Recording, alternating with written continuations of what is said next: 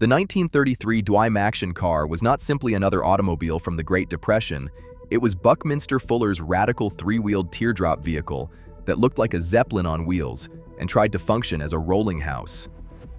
In an age when most automobiles were tall, boxy, inefficient sedans with narrow cabins, exposed running boards, and wasteful engines, the Dymaxion dared to look and behave like something from the future, with an extreme aerodynamic shape, a revolutionary rear-engine front-drive layout that maximized interior space, a spacious multi-passenger cabin that felt like a living room on wheels, and a claimed top speed of 120 miles per hour and an astonishing fuel economy of 30 miles per gallon. This was no mere transportation device. It embodied Fuller's visionary 4D transport concept, part car, part mobile home, designed to revolutionize family mobility with aircraft efficiency during the depths of the Depression. It did not just move people, it promised to let them live while they traveled, long before such ideas became mainstream. To grasp the revolutionary essence of the 1933 Dymaxion Car, first immerse yourself in the atmosphere of 1933 America at the Chicago World's Fair, amid the Great Depression. The nation was still reeling from economic collapse, with unemployment above 25% and automobiles remaining crude and inefficient, tall, boxy, fuel-hungry machines that offered little comfort or safety on primitive roads.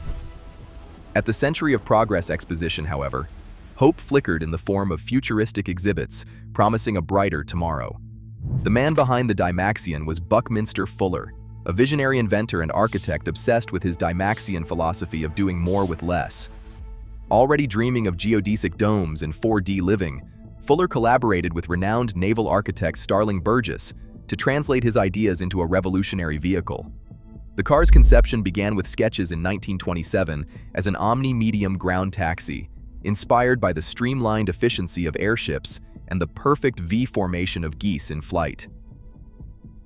Hand-built in Bridgeport, Connecticut as pure prototypes rather than production models, the Dymaxion was never intended for the assembly line. It made its dramatic public debut at the Chicago World's Fair, where it instantly became a sensation. Heavy publicity hailed it as the car of tomorrow, drawing massive crowds desperate for inspiration. Yet the brutal economics of the Depression, combined with a tragic, fatal crash involving the first prototype, kept it a singular experiment priced far beyond the reach of ordinary families. It was a vision too bold for its time. At the heart of the 1933 Dymaxion Car's brilliance lay its groundbreaking design and engineering, a radical fusion of aircraft and boat technology with everyday automotive parts that created a true rolling residence decades ahead of its time. Buckminster Fuller and Starling Burgess crafted an extreme teardrop aerodynamic body that looked more like a miniature airship than any conventional automobile. The aluminum skin was stretched over a lightweight ash wood and steel frame on the first two prototypes, while the third used a more advanced chromoly steel chassis drilled with lightning holes for further weight savings. The finished vehicle stretched nearly 20 feet long, yet weighed only 1,600 to 2,000 pounds, astonishingly light for its size, thanks to aircraft-style construction that prioritized efficiency over brute strength. Power came from a rear-mounted Ford flathead V8 engine displacing 3.6 liters and producing 85 horsepower. Rather than driving the rear wheels in the usual way, the engine powered the front wheels through a specially inverted rear axle borrowed from a Ford truck. A single rear wheel handled steering, giving the Dymaxion its revolutionary three-wheel layout. This arrangement allowed the entire passenger cabin to sit forward between the axles, creating a completely flat floor with no driveshaft tunnel and an interior so spacious it felt like a living room on wheels. The innovations continued everywhere you looked. Rear wheel steering permitted the car to turn completely around in its own length, an almost impossible feat for any other vehicle of the era. A clever periscope provided rear vision because the tapered tail left no room for a conventional rear window.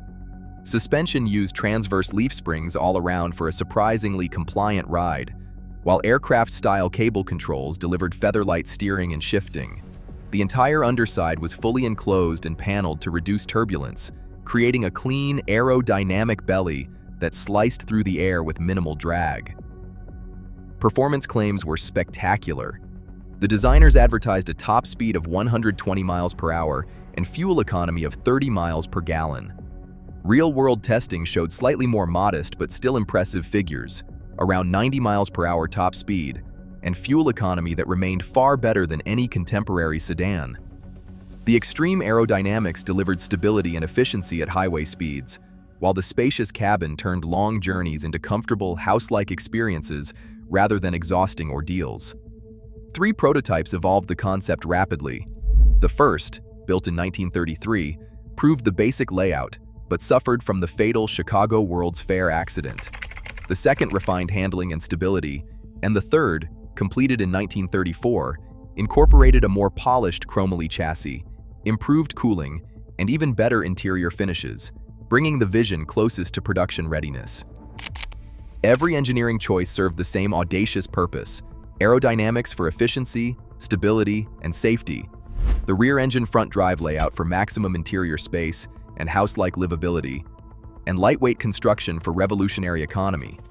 The Dymaxion blended Starling Burgess's naval and aircraft expertise with readily available Ford mechanical components to create something the world had never seen: a genuine mobile home on wheels that promised to let families live while they traveled.